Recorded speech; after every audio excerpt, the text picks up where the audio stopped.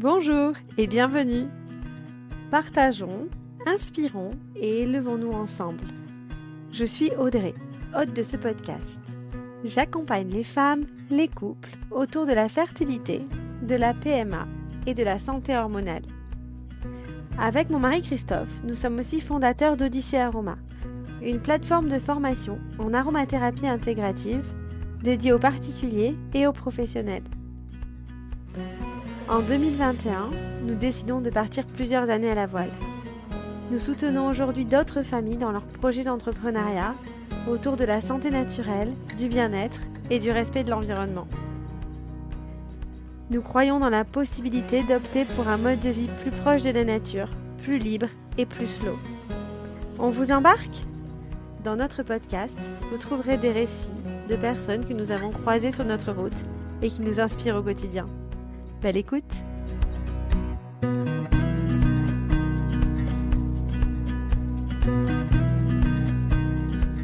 Salut Marianne, merci d'avoir accepté mon invitation. Salut Audrey, je suis tellement contente de te parler. Ça fait un petit moment qu'on ne s'est pas parlé. On a toutes les deux eu un été un peu chargé. Donc très très heureuse d'être là, merci. C'est ça. Et puis, on a plein de sujets en commun et il y a beaucoup de choses qui m'inspirent chez toi. Et l'idée de ce podcast, c'est vraiment d'aller chercher dans les personnes que je rencontre ce qui m'inspire pour pouvoir les mettre en valeur et puis les mettre, porter ta voix un petit peu pour ta communauté, ma communauté, puis toutes les personnes qui vont nous entendre parce que ton parcours est vraiment très inspirant. Et j'aimerais qu'on te connaît, enfin, il y a beaucoup de personnes qui te suivent. Tu es connue en fait, toutes les deux, on s'est rencontrées à Dubaï. Et puis, du coup, on a commencé à se connaître un petit peu. Donc, on connaît une bonne partie de toi à travers les réseaux sociaux, mais il y a une autre partie de l'entrepreneuriat donc on a discuté en off toutes les deux plusieurs fois.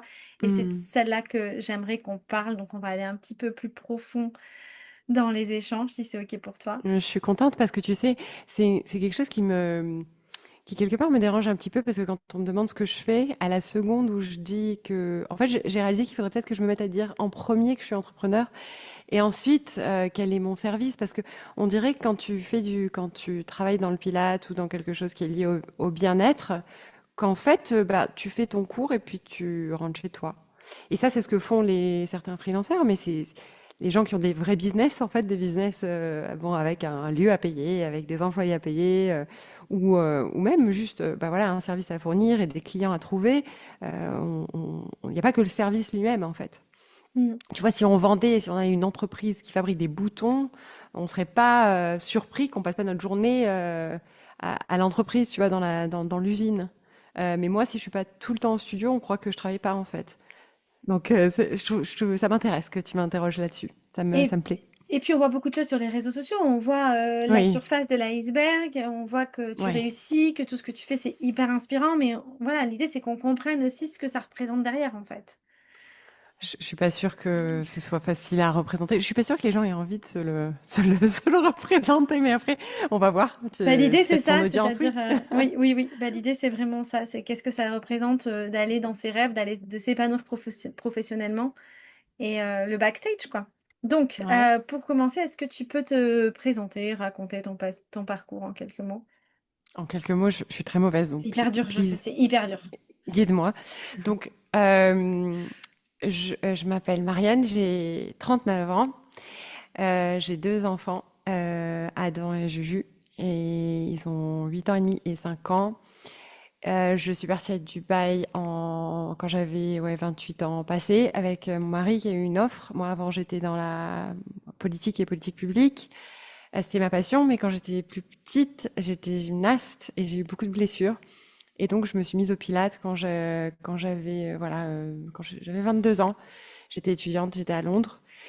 Et ça m'a passionnée. Et puis, de fil en aiguille, quand on a déménagé ici, c'est devenu ma carrière. Et je me suis beaucoup spécialisée dans les blessures et notamment dans la périnatalité. Ayant moi-même eu un premier accouchement très, très compliqué. Euh, et voilà, une vraie passion pour que ça n'arrive pas aux autres, en fait, ou que quand ça arrive aux autres, ils mettent moins de temps à s'en remettre, que ce soit d'une blessure à l'épaule, d'une blessure au périnée, d'un événement traumatique. Voilà, vraiment accompagner les gens, les guérir là où la médecine faillit, en fait. Un peu comme toi. T'avais une césarienne pour ton premier accouchement? Non, j'ai eu pire. J'ai eu un forceps sans anesthésie. OK. Ouais. Ouais, fun. Fun times. Donc aujourd'hui, bah, c'est souvent ça, c'est souvent nos expériences qui nous amènent à faire des reconversions, Ouais. professionnelles qui nous animent Mhm. profondément, en fait. Peut-être Ouais. plus que ce qu'on nos parents ont voulu Ouais. qu'on fasse ou que la société a voulu qu'on fasse initialement et Et tu du sais, moi, je pense aussi, excuse-moi de vas-y. t'interrompre, mais ce que je me suis, enfin, là où je pense que j'ai eu beaucoup de chance, c'est que comme j'ai eu comme tu le sais, un papa qui est décédé tôt de problèmes d'addiction, de problèmes de santé mentale, et demain c'est l'anniversaire de son décès, donc c'est une semaine particulière pour moi. Euh, mais je pense que quand j'ai commencé, moi, quand ma propre santé mentale a commencé bah, à flancher, quoi, à pas aller du tout, j'ai très vite compris que c'était choisir la vie ou la mort que de choisir son rythme, en fait, de choisir pour qui tu travailles, de choisir que c'était pas que faire plaisir à la société, en fin de compte, faire plaisir aux autres, faire plaisir à tes parents, faire plaisir à ton oncle. En fait, bah, si toi après tu dors pas la nuit, tout le monde s'en fout, quoi. Et je pense que d'avoir eu cette expérience de voir quelqu'un souffrir autant toute sa vie, comme mon père a souffert, ça m'a vraiment. Je me suis dit, moi, j'ai pas envie de vivre comme ça, en fait. Moi, j'ai envie que chaque jour soit unique. Alors oui, il y a des jours où on travaille énormément, mais il faut qu'il y ait du sens, en fait, derrière ce qu'on fait. Et ça, je vois mes amis qui vont avoir 40 ans ou qui les ont eus, qui réalisent ça maintenant, en fait, parce qu'ils n'ont pas eu bah, l'élément dramatique dans leur jeunesse. Et ça me fait presque de la peine pour eux, parce qu'ils ont perdu 15 ans, qu'ils auraient pu dédier à quelque chose d'autre. Mais bon, à chacun son parcours. Ouais, son parcours de vie. C'est ça, c'est qu'on a beau travailler dans l'intensité, on va en parler après, quand on le fait avec, passion et conviction, on n'a pas tant cette impression de travailler ou dans notre société, on était vraiment en mode travail, tu dois faire quelque chose qui te plaît pas, tu dois te lever pour faire quelque chose qui te plaît pas forcément. Mm. J'aimerais qu'on parle un peu de la partie, donc Dubaï, comment on crée créer une entreprise, ça fait peur à beaucoup de personnes, mais comment on crée une entreprise dans un lieu qui n'est pas le sien à la base, tu vois? Mm. Alors moi, j'ai pas tout de suite créé mon entreprise, hein. Il m'a fallu 5 ans avant de créer la première. Euh, je suis partie de la compétence mère, quoi. C'est-à-dire, je me suis formée. Initialement, je me formais parce que bah, j'avais du temps à passer. Il y avait le Ramadan. On est arrivé en fin avril en 2015. Il y avait le Ramadan au mois de juin. Et à l'époque, le Ramadan, c'était, quand je te dis mort, chez mort. Enfin, les gens qui visitent Dubaï maintenant, ils comprennent pas ce que c'était. Mais en 2015, tu sortais, tous les cafés quasiment étaient fermés. Ça a vraiment été une évolution. Et du coup, bah, d'un point de vue du travail et du rythme, c'était vraiment une période complètement creuse. Et cette année-là, le Ramadan est tombé en juin et juillet, quand il faisait très très chaud. Et du coup, bah, derrière, il y avait l'été. Donc, en gros, pendant à peu près 4 5 mois, je savais que ça allait être mort et que j'aurais du mal à trouver un travail. Et en plus, j'arrivais du public, donc, enfin, du parapublic. Donc, je savais que je pourrais pas retrouver ce genre j'avais pas travaillé à l'Assemblée, il y avait pas d'Assemblée et j'étais pas émirati.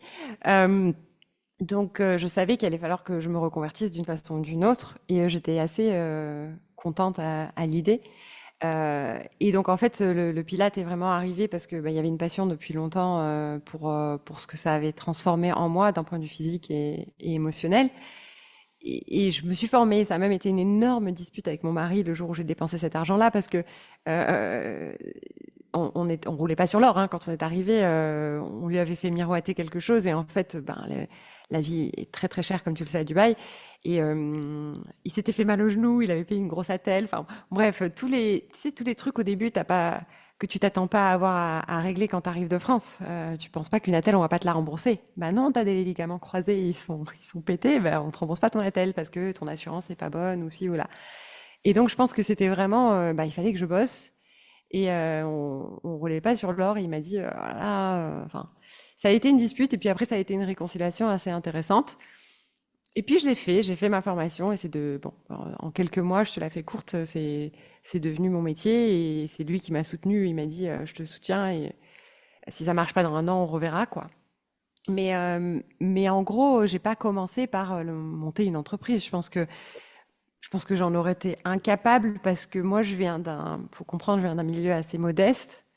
Quand j'ai eu 17 ans, ma mère m'a emmenée à la banque pour que je comprenne et où le message c'était si tu n'as pas l'argent dans ton compte maintenant, tu ne le dépenses pas.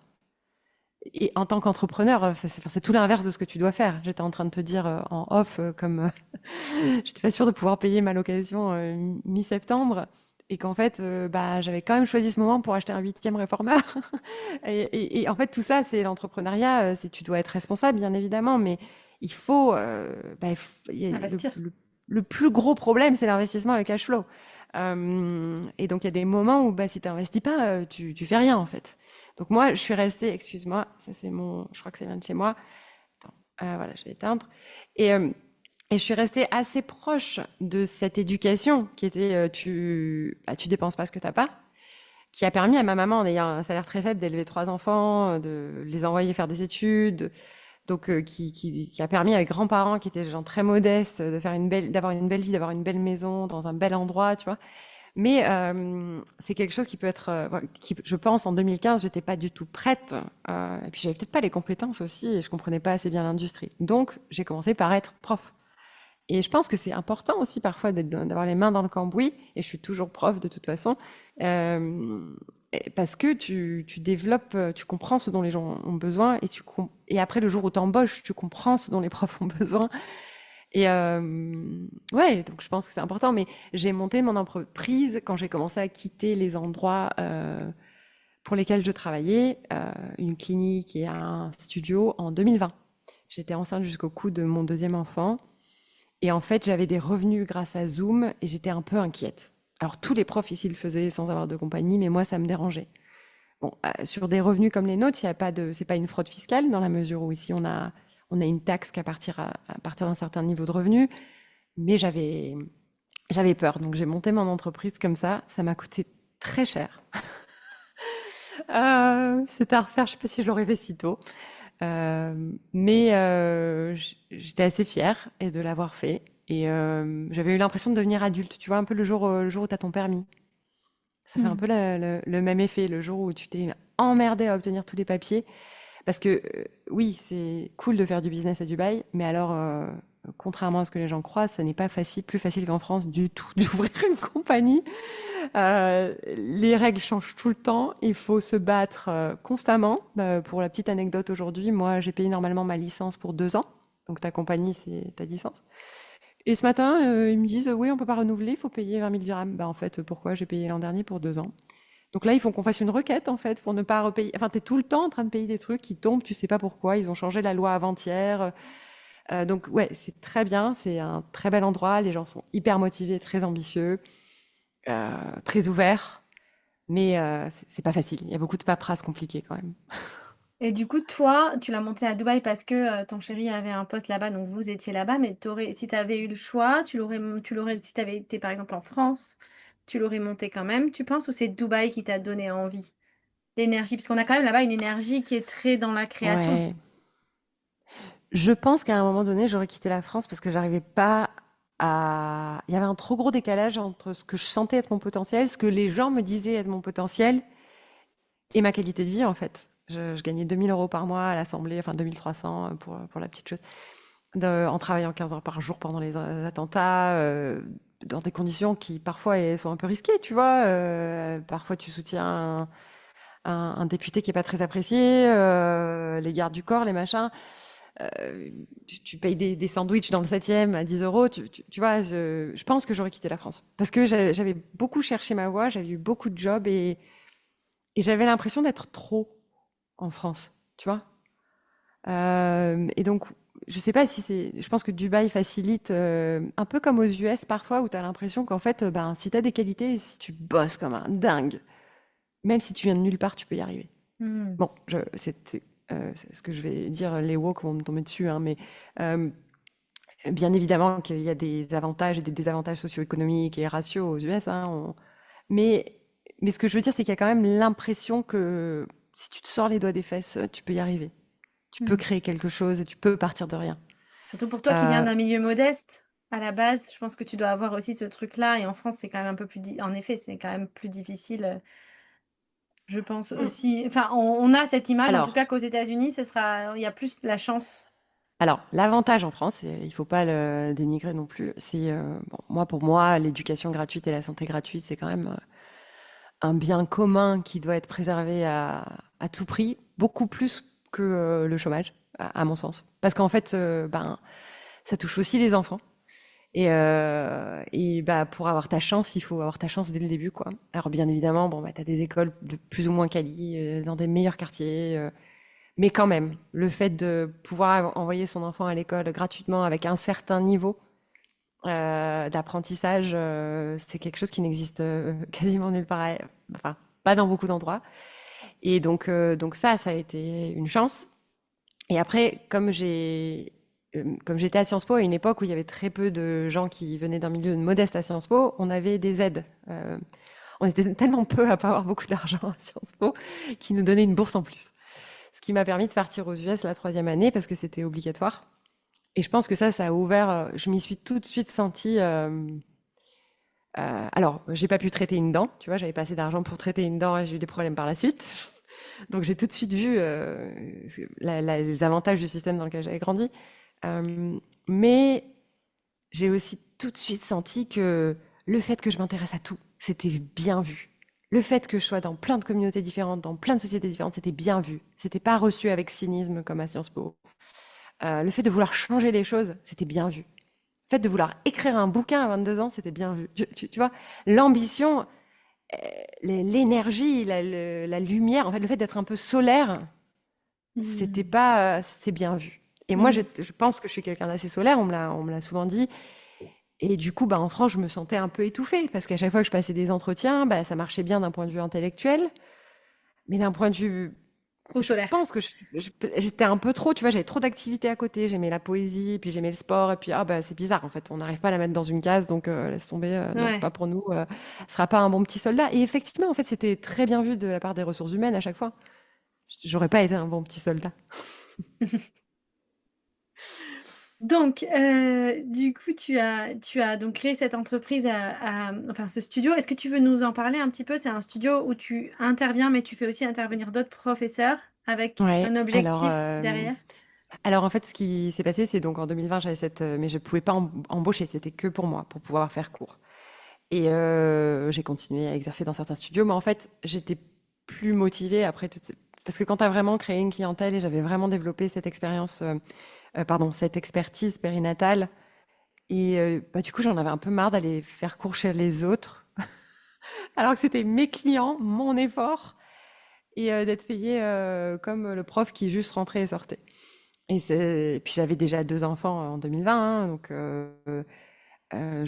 voilà, j'ai commencé à réfléchir à monter ma propre affaire.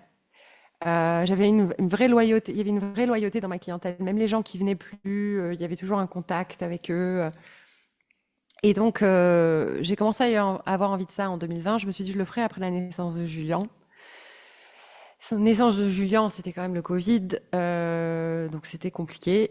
2021, j'ai eu une année très compliquée mentalement. Je pense le mélange de postpartum. Moi, je ne me suis pas fait vacciner. On est dans un pays qui était vacciné à 99,9%. Donc, j'avais une vraie sensation qu'on voulait me.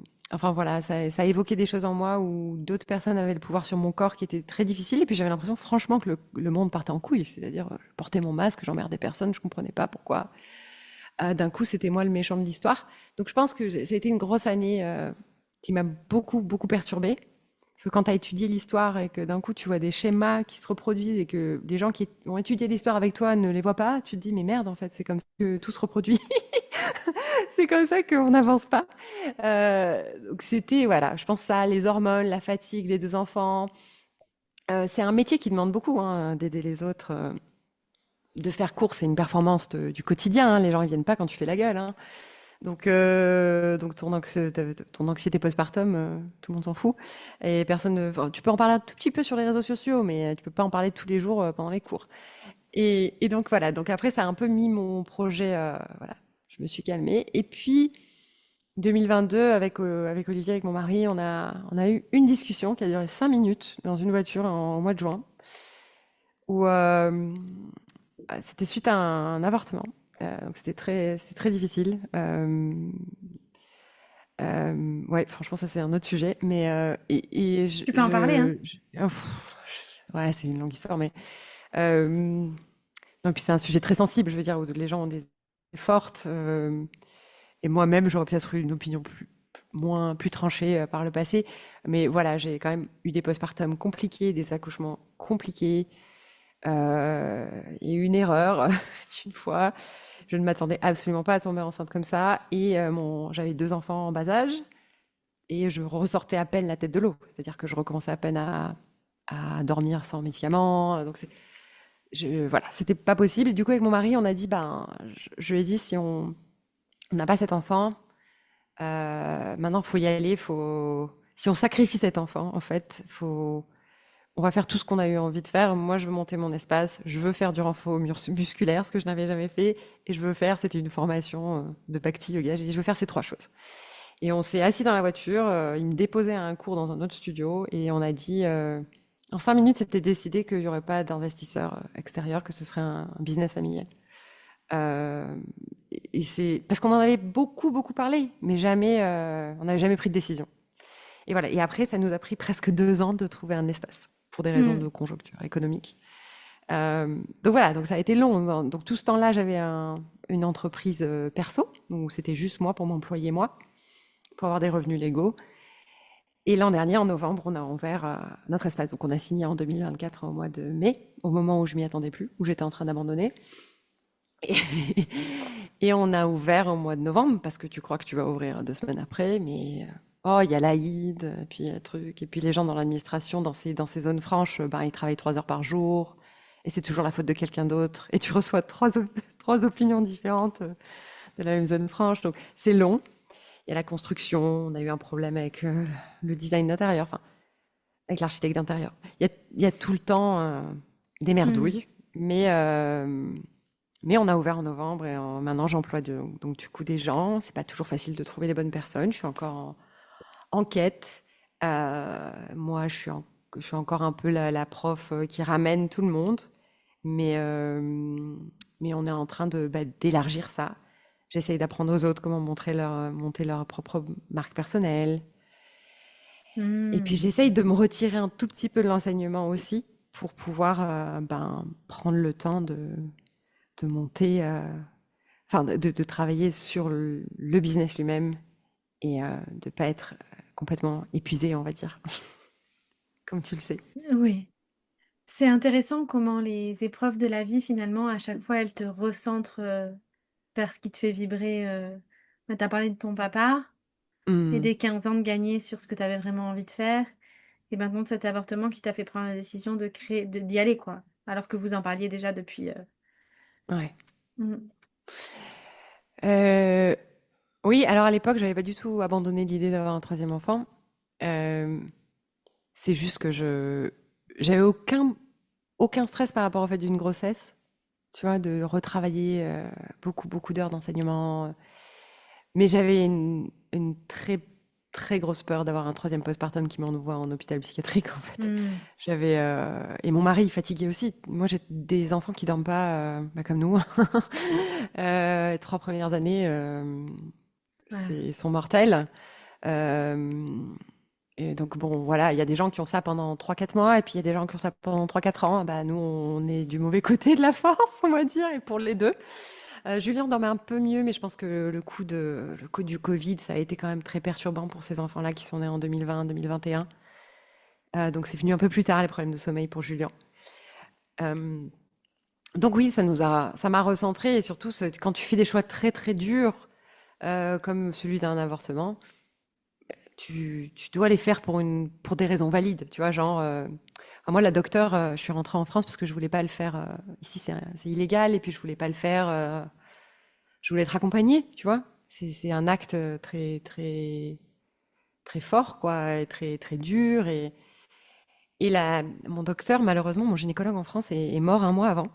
Donc, je leur ai demandé bah, en urgence de me trouver quelqu'un dans son cabinet. Et la gynécologue a été horrible. Elle m'a traitée comme une gamine de 17 ans qui faisait n'importe quoi. Et voilà. Et j'avais envie de lui dire, mais c'est pas sorti parce que tu es tellement vulnérable Ouais. dans des moments comme ça. Mais j'ai envie de lui dire, si je m'écroule dans 9 mois, en fait, tu viens t'occuper de mes 3 enfants. C'est toi qui vas venir la nuit aider mon mari. C'est toi qui vas rapporter l'argent qu'on pourra pas rapporter parce qu'on soit bien d'accord, on est à Dubaï, c'est génial, mais quand on travaille pas, il y a rien qui rentre.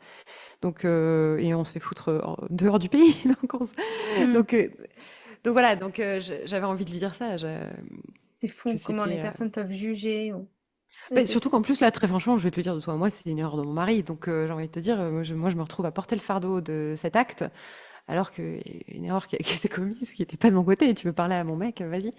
Euh, donc bon, et puis tu es obligé de rentrer dans des détails de ta sexualité où tu as envie de dire, bah en fait, ça te regarde pas, c'est la loi, ouais. tu vois. Donc Ouais. tais-toi, c'est la loi. Si tu veux changer la loi, vas-y. Mais Mmh. jusqu'à preuve du contraire, tu vas pas venir t'occuper de ma famille. Mmh. Donc, euh, donc c'est mon choix. Voilà. Ah, j'avais pas du tout prévu de parler de ça. Ça fait longtemps que j'en ai pas parlé.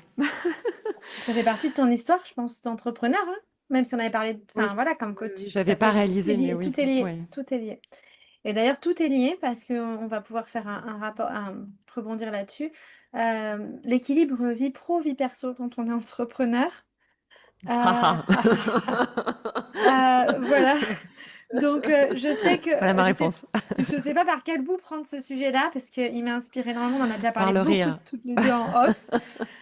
Donc l'équilibre vie pro, vie perso, mais surtout voilà comment, qu'est-ce que ça engendre de créer une entreprise? Parce que nous en fait, bah, tu sais, comme je travaille, avec doTERRA et nous on a un modèle d'entrepreneuriat qui n'a pas de coût fixe ou qui Hmm. en a tellement très, très peu. Et souvent, ben, les personnes, ben, parfois ça arrive: «Ah oui, c'est quand même un investissement», mais en fait, non, c'est juste, rien par rapport aux personnes qui créent un Qui business ouvre un en espace, ouais. un espace avec des coûts Ouais. fixes. Est-ce que tu peux me parler de ce que ça engendre comme pression? Tu m'as parlé tout à l'heure de cet été où c'est un peu plus creux et du coup tu es Ouais. Euh, je pense que dès qu'on a un... Et même, tu le sais, hein, dès qu'on a du stock ou un espace à payer, bah, il y a une pression énorme liée au cash flow, donc liée à la trésorerie. Euh, Notamment dans tout ce qui est, enfin, quand on a des soucis saisonniers. mmh, Donc nous, à Dubaï, on a quand même un gros souci comment ça me dit en anglais, seasonality, la euh, saisonnalité. de saisonnalité, voilà, tout simplement.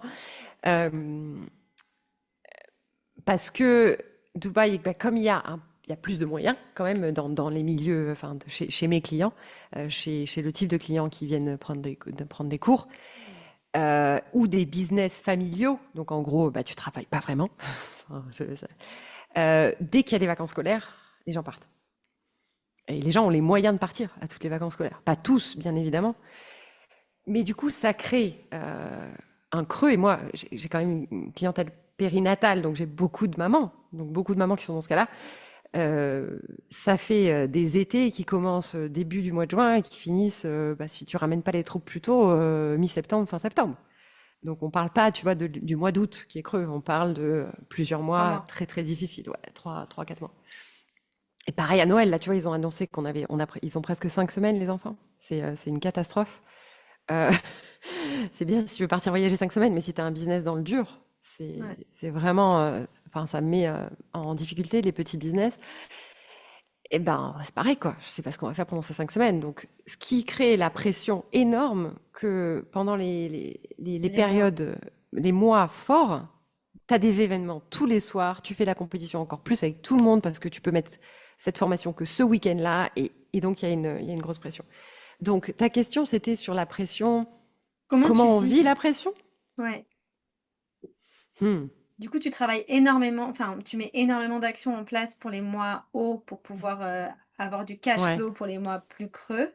Bah alors, j'y suis pas encore tout à fait, puisque comme moi, c'était ma première année et que Mmh. notre ouverture a été ouverte en novembre, je pense que c'est pour ça que cet été a été particulièrement rude. Mmh. C'est parce que Pas eu le temps. j'avais pas eu le temps, voilà, c'est long, quoi. Et je m'étais pas très je m'étais pas très mal débrouillée. Mais c'est vrai que bah, ça fait que tu pars pas vraiment à ton mois d'août tranquille, quoi, hein. C'est sûr que tu passes ton mois d'août à prévoir l'action du mois de septembre qui va faire que tout le monde va revenir le 1er septembre et pas le 29. Moi, je paye ma location dans mon loyer, c'est tous les 15, tous les 3 mois. Donc là, j'avais, bon, en français, 22 000 euros de loyer qui tombaient et j'avais 4 000 euros à la banque, quoi, enfin 6 000 euros à la banque. Et je savais qu'il fallait que je mette en place une action pour que ça rentre. Et donc, je pense que ça, c'est vraiment pas. Je pense que c'est enfin, toutes les personnes qui ont soit du dur, soit du stock, qui sont confrontées à ce problème.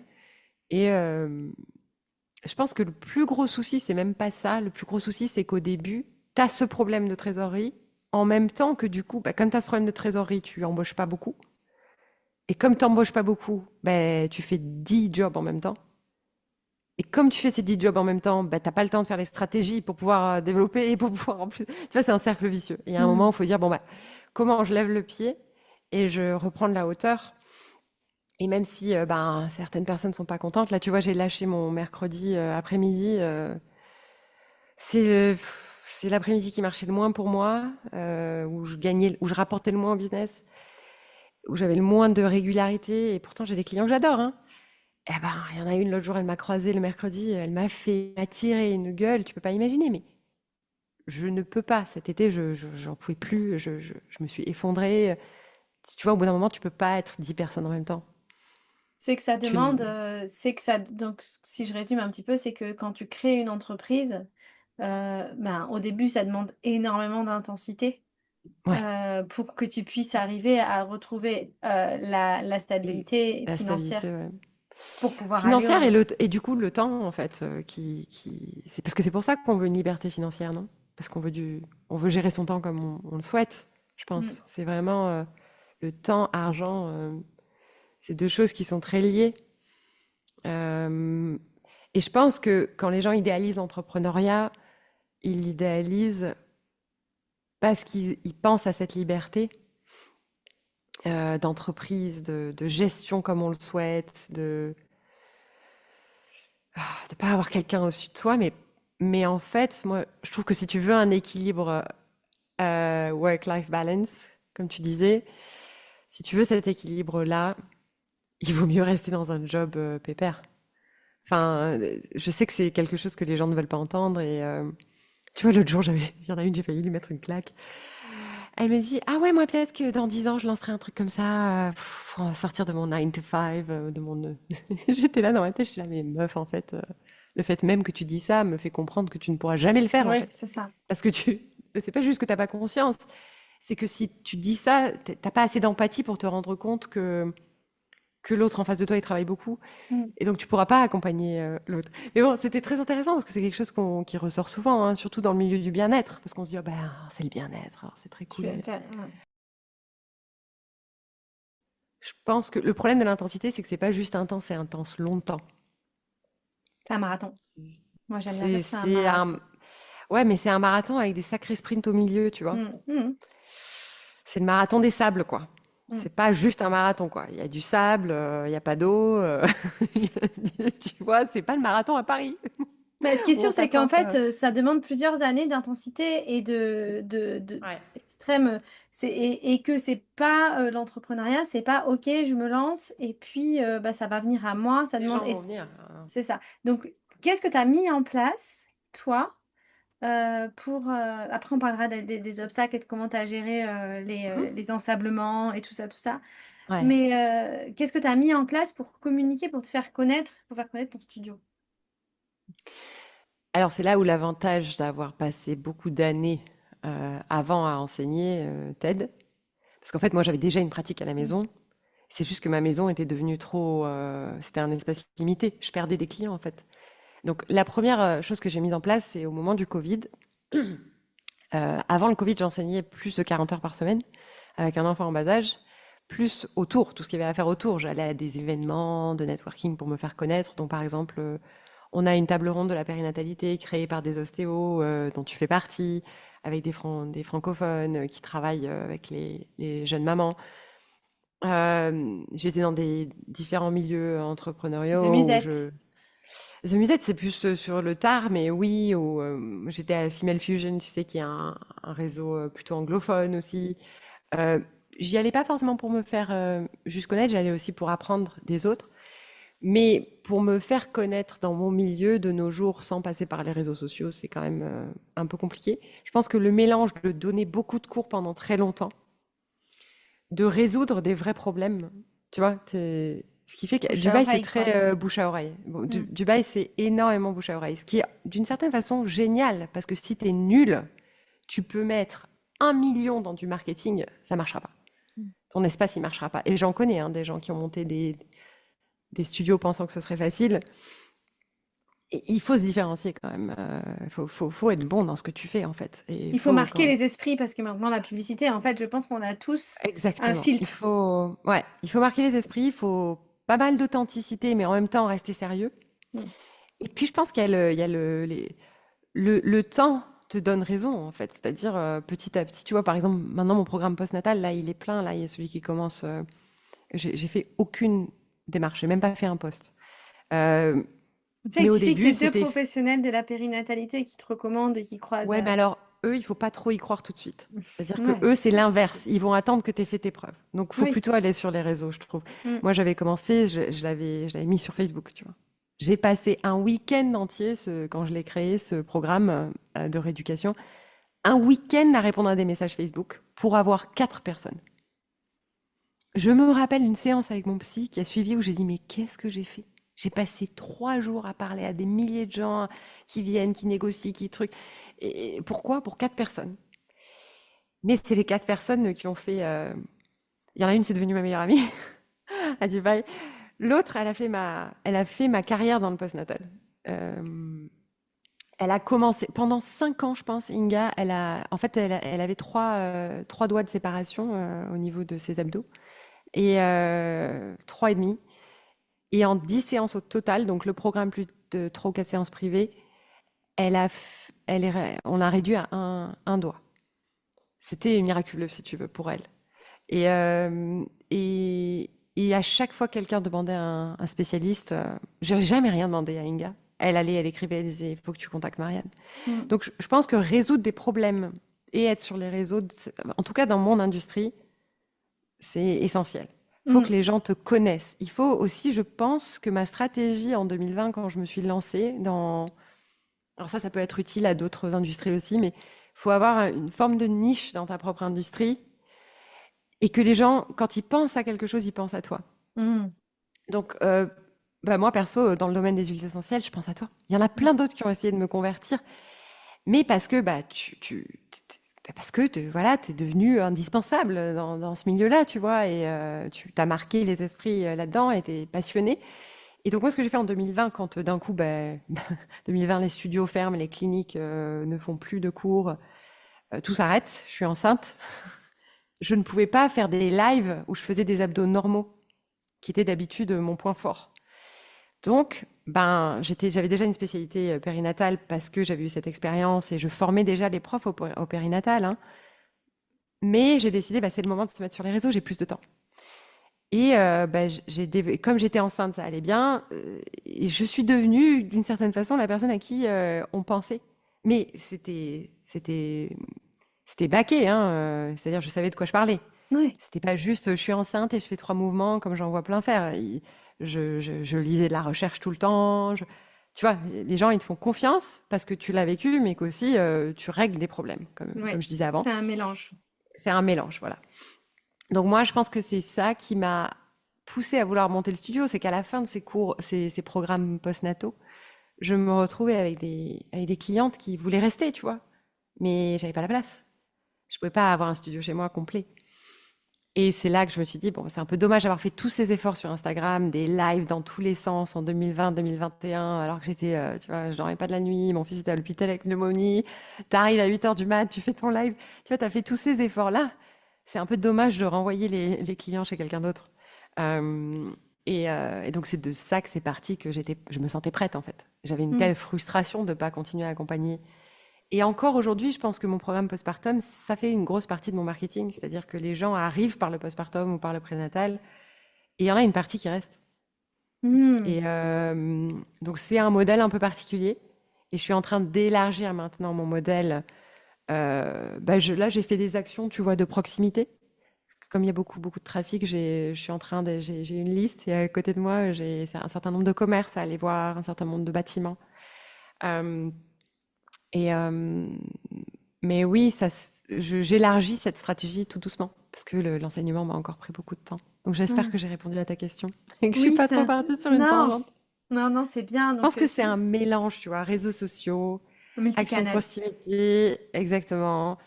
Euh, Le bouche à et oreille je avec la pense, confiance ne de bouge certaines pas là, personnes à qui tu as vraiment, réglé un problème. à qui t'as rien un problème et d'être vraiment sérieux en fait dans ce que tu fais. Quoi que Mm. tu décides, même si tu vends des bougies, sois sérieux quoi. Si tu dis que tu livres un truc demain à 12h12, t'es là à 12h10. Moi, comme tu le sais, j'ai le gros problème d'insomnie. Il m'est arrivé c'est très très très très rare que j'annule un cours quoi. Même si j'ai pas dormi de la nuit, je vais faire mon Ouais. cours. Pour moi, la personne, elle me donne sa confiance. Elle, elle prend du temps qu'elle aurait pu passer avec sa famille, qu'elle aurait pu passer avec elle-même, qu'elle aurait pu passer au taf. J'honore ce temps. Mm. C'est très très important pour moi. Et je pense que quoi qu'on fasse, il faut être très sérieux dans ce qu'on fait en fait. Enfin, à la fois avoir une légèreté d'exécution, mais être très très très sérieux dans son engagement vis-à-vis de l'autre et du temps qu'il nous a réservé. Mm. J'ai écouté je sais plus dans quel contexte, que tu te fais un avis sur une personne dans les 7 premières secondes, Hmm. avec que tu enfin, les 7 premières secondes d'échange. Et Ouais, c'était notamment avec les enfants parce que, l'exemple, c'était si tu arrives quelque part et que tu dis: «Bonjour monsieur, bonjour madame», versus si tu dis: «Bonjour» en regardant par terre. Tu sais, j'expliquais aux ouais, enfants, mais en fait, ouais, tu vas pas donner la même impression et ouais. la personne en face va pas te répondre, va pas te considérer de la même façon. Hmm. Et donc c'est pareil pour être à l'heure, c'est pareil pour, aujourd'hui, on a quand même de la concurrence, on n'est pas tout seul et pour se différencier, ben, c'est pas forcément le marketing et la quantité de publicité, ça va être, Bah, tu sais, est-ce que c'est aligné avec ce que tu vends en fait?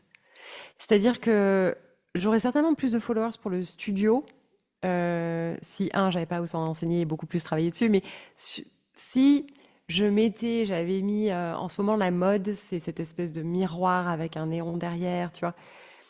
Mais en fait, très très épuré, très blanc. Mais en fait, c'est pas du tout ce que je vends.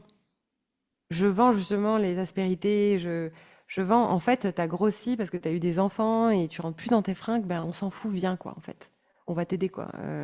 Ou ton mari, il a envie d'essayer, mais il a un peu peur parce que, ben, en fait, ouais, non, je vais pas te vendre que du rose, quoi.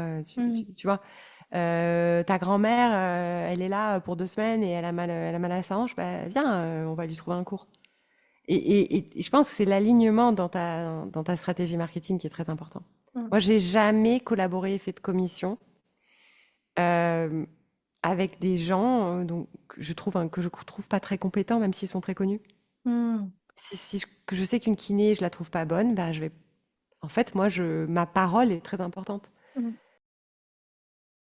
Je J'ai t'écoute. envie de revenir, tu disais que donc tu avais fait ta stratégie via les réseaux sociaux, mais via, les personnes que tu connaissais déjà via ta première activité, donc ton réseau, on appelle ça réseau chaud, tiède, voilà, des personnes que tu connais avec qui tu as Ouais. travaillé déjà.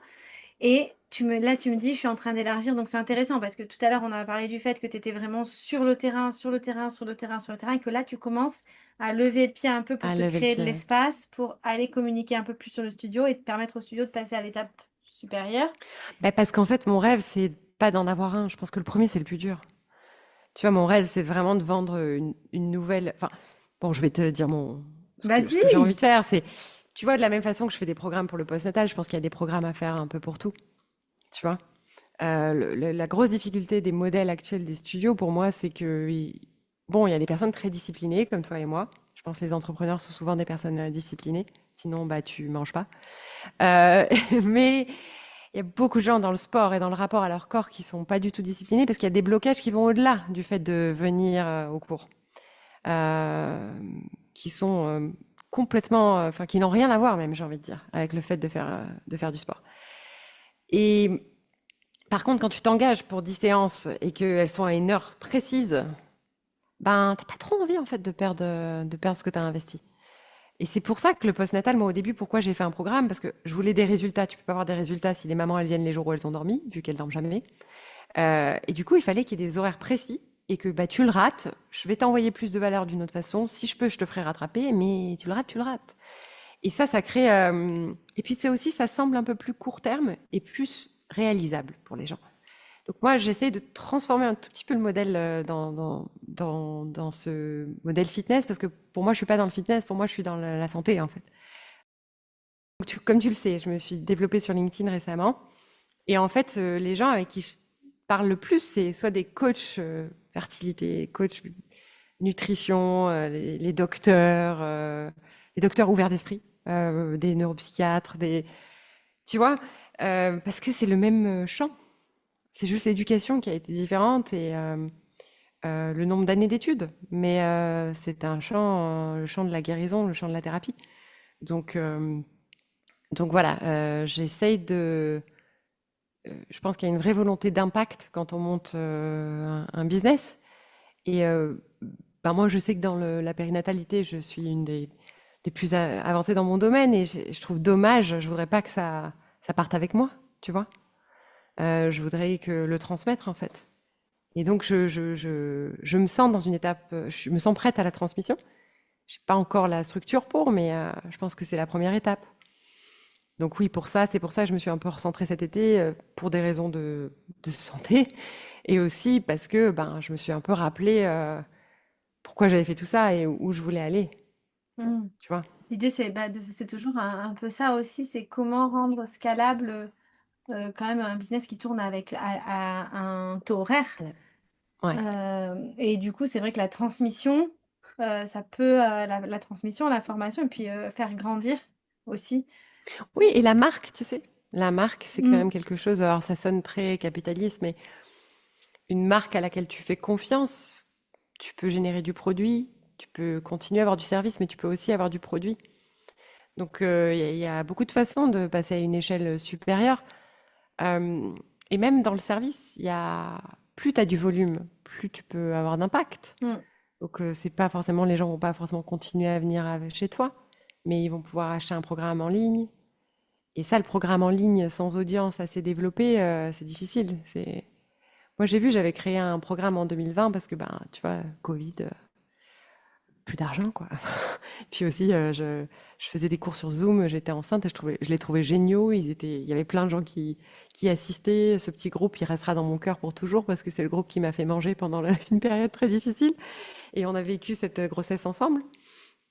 Et donc, du coup, j'avais créé, bah, en gros, j'avais enregistré un peu ce que je leur avais fait comme cours. Et j'en ai vendu hein, au début, pendant la période du Covid. Mais à l'époque, j'avais quoi, 5000 followers. J'en ai vendu, je crois, 40, tu vois. C'est pas mal, hein? Bah, c'est vachement bien. Mais en fait, oui, mais tu vois, pour arriver, tu vois, le jour où tu peux plus scaler, tu peux. Tu passes juste sur du digital, tu passes sur autre chose. Je pense quand même que dans le Pilate, c'est plus dur de passer sur le digital parce qu'il y a la correction, ça fait partie de l'essence du truc. Mais, euh, mais ouais, il y a tellement de choses à accomplir. Voilà. Et quelles sont pour toi les qualités que doit avoir un entrepreneur? Alors, tu sais, on parle souvent du risque, de ne pas avoir peur du risque. Moi, j'ai vachement peur du risque, donc. Mais je pense qu'il faut aimer l'aventure, tu vois. Il faut aimer le chemin. Il faut aimer, bien évidemment, travailler dans ce qu'on fait, parce que sinon, tu tiens pas euh, avec l'intensité dont on a parlé. Hum, et je pense qu'il faut donc avoir une vraie vision de ce que tu cherches à accomplir, mais pas être obsédé par ce jour J où tu vas arriver en haut de la montagne. Tu vois, les gens qui font de la randonnée, en fait, c'est des bons entrepreneurs. Pour moi, c'est une bonne base. C'est-à-dire que ce qui les intéresse, oui, ils ont ce but d'arriver en haut et de voir le beau lac et de prendre une super photo et de s'asseoir là et de faire un pique-nique. Mais si t'aimes que ça, en fait, ben juste tu trouves une autre moyen d'y arriver, ou tu vas dans un endroit où c'est plus facile d'accès, ou alors que et je pense qu'on pense souvent que l'entrepreneuriat c'est ça, en fait, c'est le but, le gros objectif. Je vais gagner tant par mois, ou je vais ouvrir 10 studios, en fait, si tu fais ça, et que tu penses qu'à ça, tu n'y arriveras jamais déjà, je pense, parce que tu t'écroules au passage. Il faut vraiment t'arrêter pour voir la fleur sur le chemin. Tu vas te dire, ah là, aujourd'hui, j'ai vraiment adoré le cours que j'ai fait. Je me suis sentie tellement utile. Telle personne, je sais pas, qui a perdu telle personne dans sa famille, elle a eu une meilleure journée, ou telle personne a changé de vie grâce à ce moment où elle remarche, ou elle a plus mal, ou elle se fait plus pipi dessus, tu vois. Ça va. En fait, tu crées tous les jours des agents du changement, en tout cas dans mon milieu. Et c'est ça qui ponctue le chemin et qui fait que non seulement la vision, elle est géniale et elle te tient, mais tu passes pas 50 ans à la construire pour mourir 2 mois après, tu vois. Je pense que ça, c'est une qualité qui est nécessaire pour être entrepreneur. Et d'ailleurs, quand tu regardes, il y a beaucoup d'entrepreneurs qui se plantent plusieurs fois avant d'avoir leur gros succès. Et si t'aimes pas le chemin, tu recommences pas, en fait. Pour moi, c'est ça l'entrepreneur. C'est celui qui apprécie le chemin et qui cueille la rose.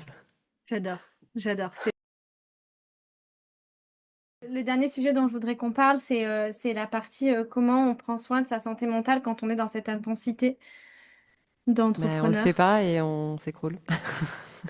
Non, alors, qu'est-ce Alors, qu'on les devrait faire? sujets, ouais, qu'est-ce qu'on devrait faire? Alors moi, cette année, la grosse erreur que j'ai commise, c'est d'arrêter de méditer.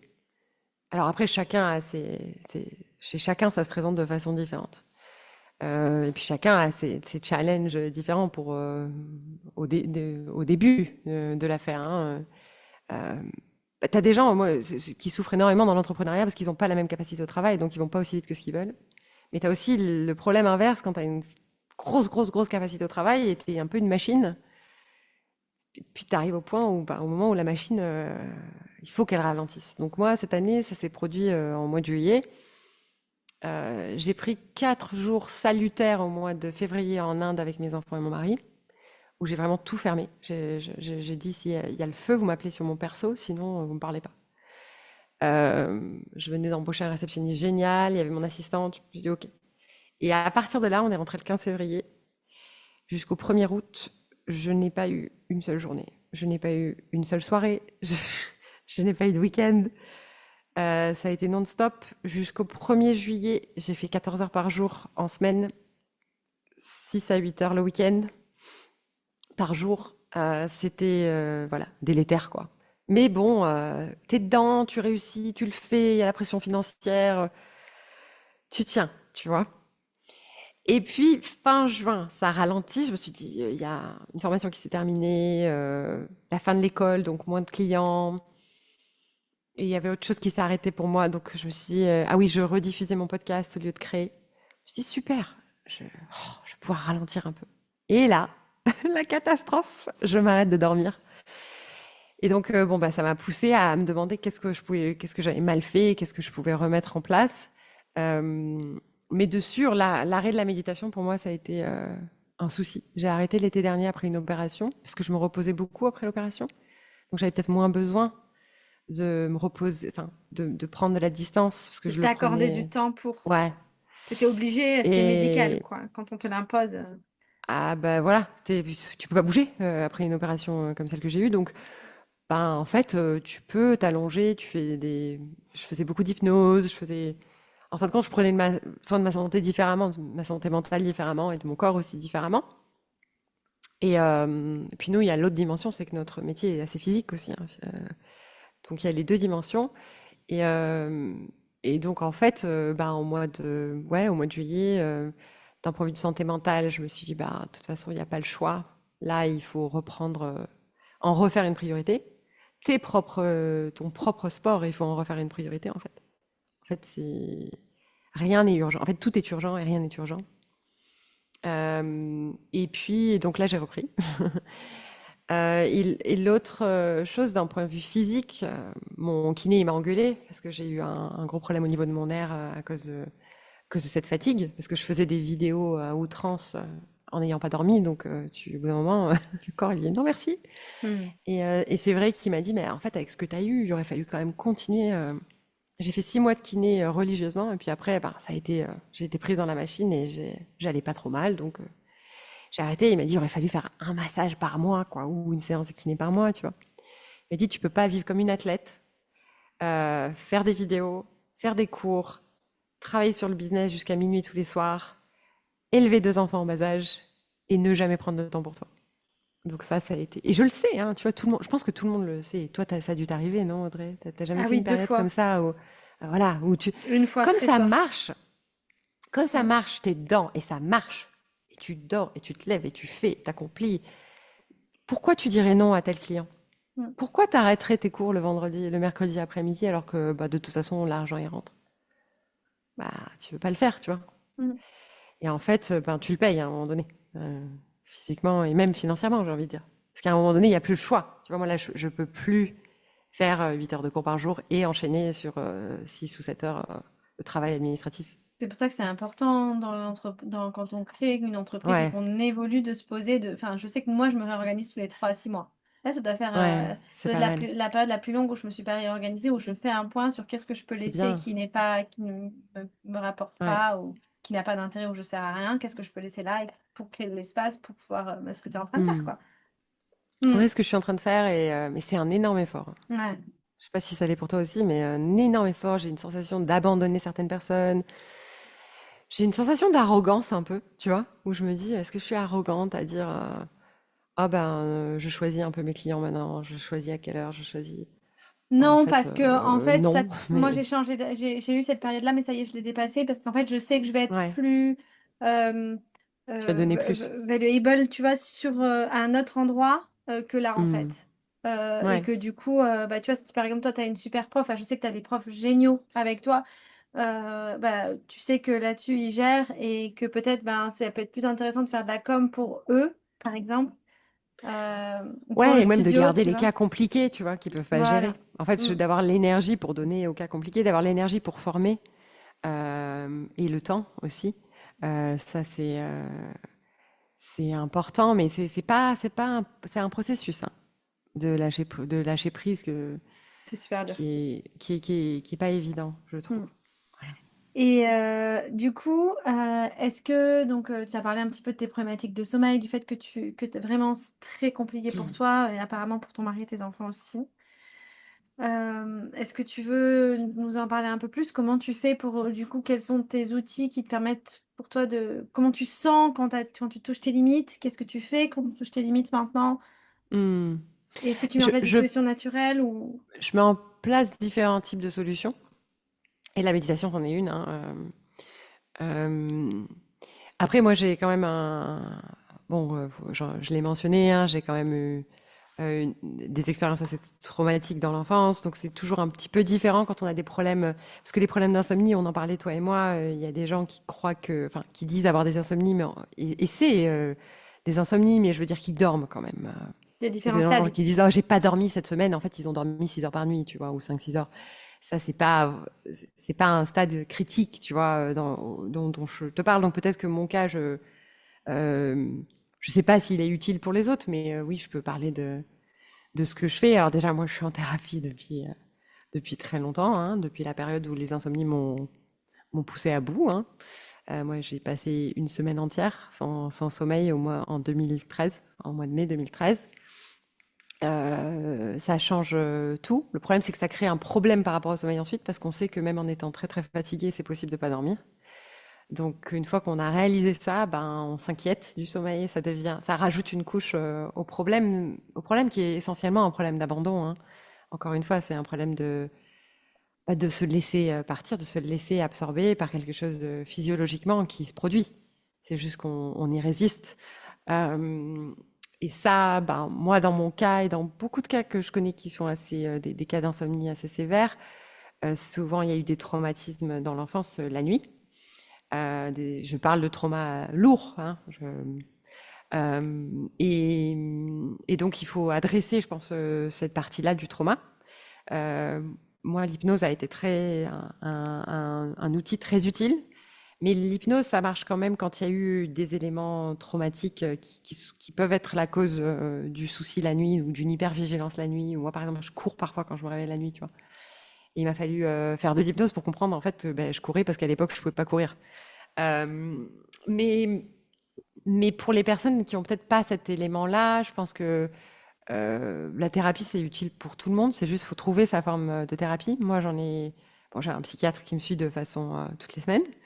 Euh, mais après, j'ai aussi des coachs. Donc, et ça évolue au fil du temps. Donc, mon hypnothérapeute, je la vois pas tout le temps. Je la vois quand il y a des crises ou je la vois bah, pour déverrouiller certaines choses. Il y a des gens qui fonctionnent mieux avec des coachs, en fait. Des coachs, pas forcément des coachs de vie, mais bah, si par exemple ton souci c'est que tu t'es vraiment mal dans ton travail et c'est vraiment un peu ponctuel, quoi. Un coach dans ton taf, ça peut être extraordinaire. C'est un accompagnement de parler à quelqu'un, de comprendre ce qu'on se raconte à nous-mêmes.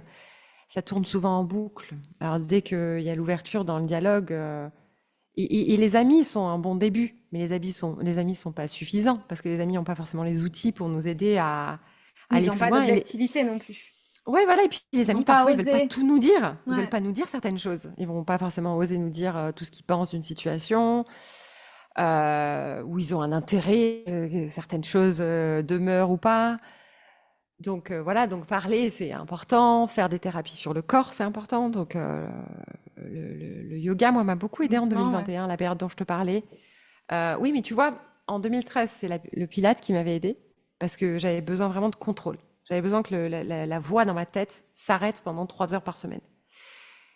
Mais tu vois, en 2021, le Pilate m'aidait plus. Il y avait trop de contrôle. Justement, il fallait que je parte dans un mouvement qui me permettait du flow et de l'abandon. Mm. Euh, de- et le yoga était plus spirituel et puis il y avait aussi du chant, tu sais. Et donc quand même, les vibrations, ça peut guérir, ça peut aider, ça peut soutenir. Donc ça, moi, tu vois, hier, j'avais une semaine un peu difficile. Et le prof de yoga, on a fait, moi je joue l'harmonium et on a chanté, on a fait de la respiration. Les techniques de respiration en général sont très très importantes pour le nerf vague et pour le système nerveux. Donc ça m'aide beaucoup. Je pense que le plus dur, c'est pas de savoir quoi faire. En tout cas, pas pour les professionnels du bien-être comme moi. C'est plus de s'autoriser le temps de le faire. Et ça, c'est là où la thérapie est importante, c'est de se rappeler qu'on est important. Se rappeler qu'en fait, on compte. Tout part de nous. Ça, voilà, que par nous-mêmes, qu'on n'a pas besoin d'accomplir des choses, qu'on n'a pas besoin que le business, il est moins important que soi, que on est important, pas que nos enfants. Et ça aussi, je pense que c'est des blessures qui viennent de l'enfance, où on a été mis peut-être relégué au deuxième rang, négligé par certaines personnes. Mm. Euh, donc oui, je suis un peu partie dans tous les sens, mais moi j'essaie Plusieurs toujours outils, plein quoi. de choses différentes. Et bien sûr que les huiles aident. Je pense elles aident beaucoup de personnes. Tout ce qui est sensoriel, en fait, qui est conditionné, le sensoriel, à un ressenti de bien-être et d'équilibre aussi. Pour après te le rappeler dans les périodes de crise, ça peut être bien. Moi, je l'utilise beaucoup pour la préparation à l'accouchement. Mais oui, Les ancrages olfactifs. et je pense qu'il faut pas cracher quand on parle d'un vrai burn-out, tu vois, voilà, 14 heures par jour pendant 6 mois, je suis désolée, il n'y a pas d'autre mot, en fait. Tu peux pas tu sais, quand tu pleures à l'idée de retourner travailler à 10 heures du soir après avoir couché tes enfants, enfin, parce que t'en peux plus et que t'as juste envie de lire un livre, tu vois. T'as juste envie d'un moment, peut-être un quart d'heure pour lire un truc. Et tu sais que si tu prends ce quart d'heure, ben, t'y es jusqu'à 4 heures du mat. Euh, voilà, pour le burn-out ou des cas bah, voilà, d'instabilité émotionnelle très forte, je pense que l'accompagnement médicamenteux, mais léger, de le dédramatiser, c'est important Il aussi. peut aider il peut aider Euh, à switch, passer de voilà. l'autre, à arrêter ce cercle vicieux En qui peut fait, devenir. à te reposer assez pour avoir un état inflammatoire moindre, parce que le problème quand tu dors plus, c'est que tu as une inflammation au niveau du cerveau. Donc après, tu peux pas penser clair. Donc tu peux Ouais. pas donc tu fais plus tes méditations parce que de toute façon, tu n'arrives pas à prendre la décision de faire la méditation.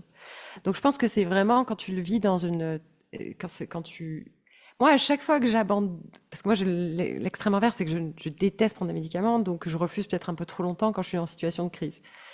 Et maintenant, le compromis que j'ai trouvé avec moi-même, c'est que si je prends quelque chose qui m'aide à dormir, je me dis oui, mais demain, par contre, tu te remets sérieusement à faire ta méditation tous les jours. Par exemple, ou tu te remets sérieusement à arrêter de travailler à 7 heures du soir. Ou tu vois, je pense Tu que raccroches c'est une condition pour, une tu condition. t'auto-mets une condition, c'est bien. Et ce qui me perturbe en France, c'est comme on distribue les antidépresseurs, les anxiolytiques, et ailleurs d'ailleurs, hein, aux US aussi, hein, sans condition de thérapie. Mmh. Bah, c'est aberrant. En fait, c'est un accompagnement, c'est une solution d'appoint qui peut devenir extrêmement délétère pour ta santé, en fait. Notamment les benzos, tu vois, notamment comment on dit, ouais, les anxiolytiques, quoi. Mmh. Euh, c'est, c'est hyper addictif. Tu peux te retrouver d'un point de vue de la dopamine après, enfin, tu peux te retrouver dans des situations, le jour où tu arrêtes de manque pendant des années, en fait, quand écoutes les psychiatres, ça peut durer des années. Donc pour moi, le fait de ne pas le conditionner, de ne pas en faire un outil temporaire pour dépasser quelque chose, c'est vraiment feignant de la part de la personne qui le prescrit. Désolée. Je sais que c'est pas facile, mais pour moi, c'est pas un bon accompagnement. Ah ouais, Oui, aujourd'hui, j'ai des personnes qui me contactent pour avoir des huiles essentielles parce que c'est pas l'allopathique ou le naturel ou les huiles. Non, complètement. on peut tout à fait aller piocher comme ça et qui sont sous antidépresseurs et en fait, on les a mis sous antidépresseurs parce qu'ils étaient en fatigue chronique Ouais, mais c'est ça, quoi. Enfin, moi, c'est ça qui me fait halluciner. Ou tu sais, on et n'a qu'il y pas avait pas essayé de les autres choses. et que la prise de sang était OK, il y a pas de carence, donc égale fatigue chronique, égale dépression, égale, ben, on prend des antidépresseurs pendant 6 mois et puis après on continue forcément, souvent. Ouais, ou... Et puis, moi, ce que je comprends pas, c'est que, en fait, le meilleur antidépresseur, c'est l'exercice. Donc, enfin, déjà, si on n'a pas commencé par ça, enfin, prescris ça d'abord et Mais ça après. arrive jamais. Mais T'as déjà eu un médecin qui te prescrit l'exercice physique? non, et en plus, on m'a prescrit un antidépresseur que j'ai pas pris quand j'avais 18 ans parce qu'à l'époque, j'avais peur de vomir, j'avais une phobie de vomir. Et du coup, en fait, ce qui m'a sauvée, c'est que j'avais tellement peur de vomir que je voulais pas le prendre au cas où ça me ferait vomir, tu vois. Mais on m'a pas prescrit, non, du tout du sport. Et, et, et moi, ce qui me dérange, c'est qu'en fait, c'est pas scientifique du tout. Enfin, je veux dire, tu lis les études, l'exercice, c'est d'un point de vue de la santé du cerveau, d'un point de vue de la santé mentale, émotionnelle et d'un point de vue de la santé physique, il y a rien de mieux, quoi. C'est la drogue. C'est pour ça que quand les gens ils me disent, oh, c'est un peu comme une drogue pour moi, franchement, je m'en fous, hein. Vas-y, va sur l'elliptique, des drogues comme ça, fais-toi plaisir, quoi. Tu vois? Mmh. Mmh. Bon, Ah le oui, c'est jour sûr. où t'en fais 5 heures par jour et t'as plus d'amis à cause de ça, ben, Ça peut tu perds devenir une ta meuf. addiction aussi, ouais. Ouais, complètement. Et après, tu te fais mal physiquement. Mais j'ai envie de dire, de toutes les addictions, faites-vous plaisir, faites du sport, quoi. Faites du sport ou juste bougez, en fait. Mmh. Bougez plus. Et pour moi, le problème, c'est quand ça vient en premier lieu, en première indication. Et le gros souci des antidépresseurs, c'est qu'en fait, chez les personnes qui sont fatiguées de façon chronique ou juste en dépression légère, tu vois, des événements de vie, une rupture, où il y a des symptômes forts, mais qu'en fait, ça va passer. Tu vois, c'est pas, c'est une fois dans une vie ou deux fois dans une vie, ou un gros deuil, tu vois. C'est pas du tout ça qui est indiqué en fait. C'est pas forcément plus, c'est moins efficace et c'est moins efficace que les autres interventions. Euh, le travail sur le nerf vague, par exemple, la respiration, le yoga, le sport, les huiles, la combinaison de tout ça avec un petit peu voilà. Euh, je, Moi, je suis très perturbée par ce système qui à la fois dédramatise enfin, banalise cette utilisation et en même temps juge celui qui prend, Mmh. Ah tu ouais. vois. Mais Pareil tu pour l'alcool, tu vois. Banalise l'alcool, limite t'es le casse-couille de service quand tu bois pas. mmh. Et en même temps, si tu deviens alcoolique, comme mon père l'a été, de façon sévère, de façon qui gâche ta vie et celle de ta famille, et qui te fait mourir très tôt dans des très mauvaises conditions, bah en fait on te juge quoi. Personne ne veut passer du temps avec toi, personne ne veut t'aider. Les médecins te disent que c'est ta faute. Maintenant ça change petit à petit, mais c'est long, hein. Et d'ailleurs, tu pourras peut-être écouter les 2 podcasts. J'en ai fait un Ouais, avec un médecin généraliste et un avec une, chirurgienne qui est d'ailleurs aux Émirats. ok, Et en fait, dans les 2, ils parlent vraiment, en fait, le problème vient surtout de leur formation, en fait. Et ce matin, ouais, j'étais en podcast avec une sage-femme aussi. ouais, Les 3 m'ont dit: «Mais en fait, on n'est pas formés. Les médecins sont formés à faire des ordonnances en l'espace». Moi, ils me disaient: «J'ai 80 du temps, je dois te régler des problèmes pour lesquels je suis pas formée. Sommeil, ouais, complètement. anxiété, fatigue, machin. Donc du coup, moi, je suis formée à traiter des cancers, à traiter Ouais. enfin voilà et Une infection, du coup, voilà et en 20 minutes, tu as pas le temps de faire grand-chose. Donc bah, non. tu prescris parce que ils sont formés à prescrire, en fait. Ils sont formés à prescrire ou à envoyer chez quelqu'un d'autre. Oui, voilà. Mais ils Mmh. n'envoient pas forcément chez la bonne personne. Mmh. Mmh. Donc je suis d'accord avec toi, je suis d'accord avec cette personne complètement. Je pense que ça fait partie du problème du système, mais je pense qu'il faut quand même s'interroger sur le pourquoi de la formation. Et je pense qu'il y a quand même peut-être un truc. Bon, la réflexion par rapport à soi-même, c'est hyper important. Et la réflexion à pourquoi on s'est laissé prendre dans un système c'est parce qu'il nous donne quelque chose en retour. Il nous donne, et chez le docteur, c'est un peu, il te donne cette position de surhomme. Et il faut énormément de recul pour être un docteur et pas tomber dans ce syndrome du dieu, quoi. Mmh. C'est la vie ou la mort.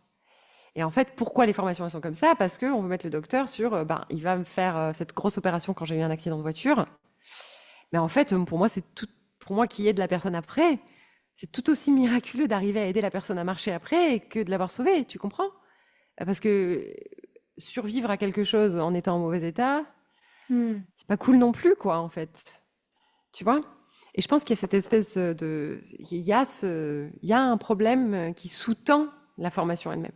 C'est qu'on a envie, on a créé une caste de gens qu'on veut dire supérieurs dans la médecine moderne, hein, parce que c'était pas comme ça du temps de,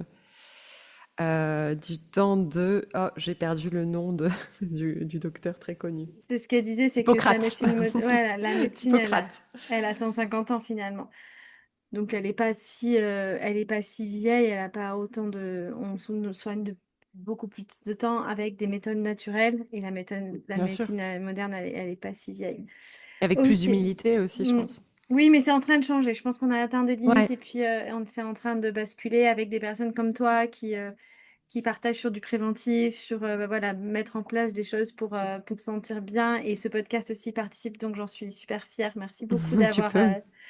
d'avoir partagé tout ça, sans filtre. Merci 1000 fois, c'était hyper chouette.